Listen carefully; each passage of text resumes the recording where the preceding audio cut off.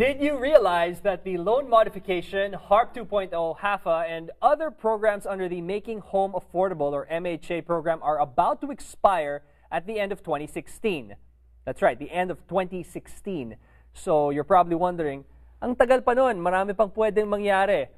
But if you're seriously thinking about keeping your house, consider the lender's timeline in processing your file and see how you can take advantage of these programs while you still can. Rob and Ning are here to discuss what-if scenarios now that the MHA programs are expiring. Welcome back to Adobo Nation. Thank you, JC. Hi. So, the MHA programs are expiring a year and a half from now. Why are we talking about this today?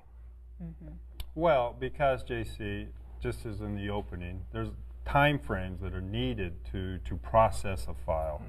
And so we just want to make sure that the people understand, those that are already in modification, we have some things to say, and those that haven't done anything and are still underwater, they really need to think about things, because when these programs expire, there isn't any more help for them. Okay.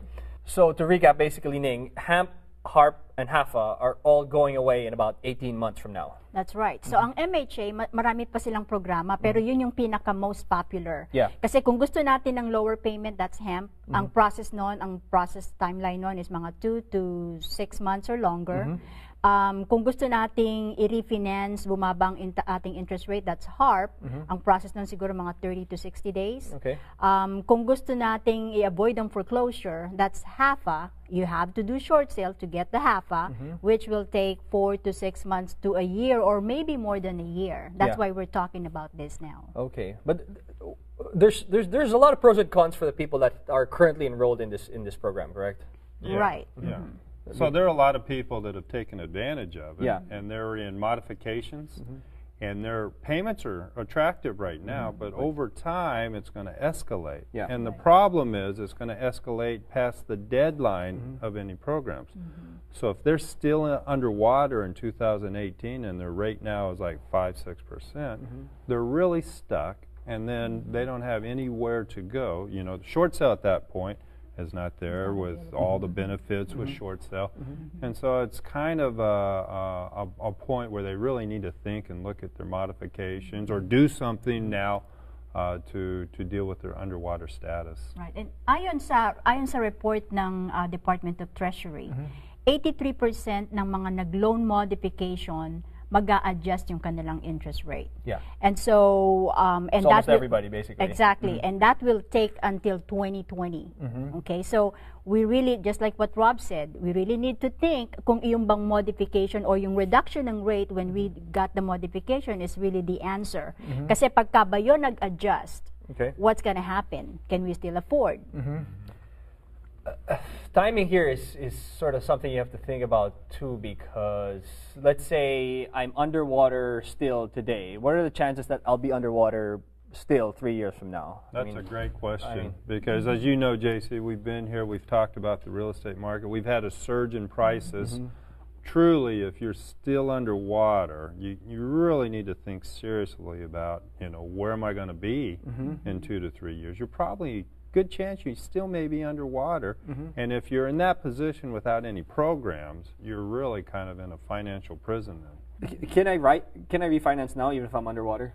Yes, through HARP. Yeah. Through HARP. So, but that requires kailangan maganda ang credit, maganda ang income, and things to that nature. So a short sale is something to consider at this point versus a foreclosure. Absolutely. In fact, we brought one in, and I think they'll show it on the graphics. Okay, the benefits of short sale, right? The bank really provides a moving allowance, and right now, through the end of 2016, that can be $10,000. So we're looking at, on the graphic, like you said, a short sale document from the bank, and the things to highlight here that will be going away if we don't act soon are the moving allowance. The moving allowance, and just the whole idea of short sale. At that point, there won't be any guidelines, you know, that will make banks to, you know, make decisions and stuff like that. Those programs will be gone. And also on that example approval, short sale approval that we have, nakalagay din doon na pino-forgive ng lender kung ano man yung diferensya ng utang mo doon sa pinagbilan ng property, pino-forgive ng lender yon. And so pag pinorgive ng lender yon, hindi siya magiging taxable.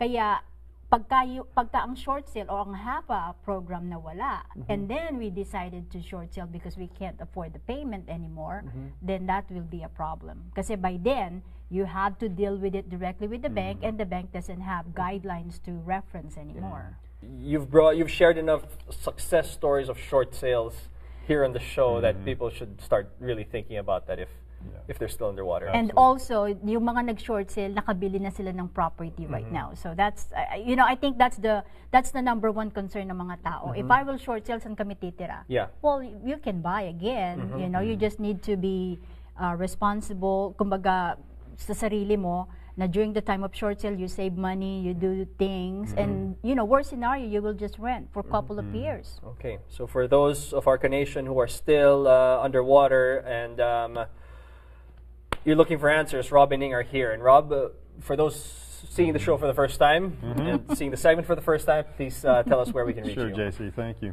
Nation, you can give us a call at 888-860-9530, or you can visit us online.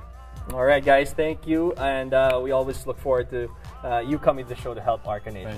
Thank you. Okay, guys, please stay with us. Marami pang parating. Magbe-break muna ang Adobo Nation.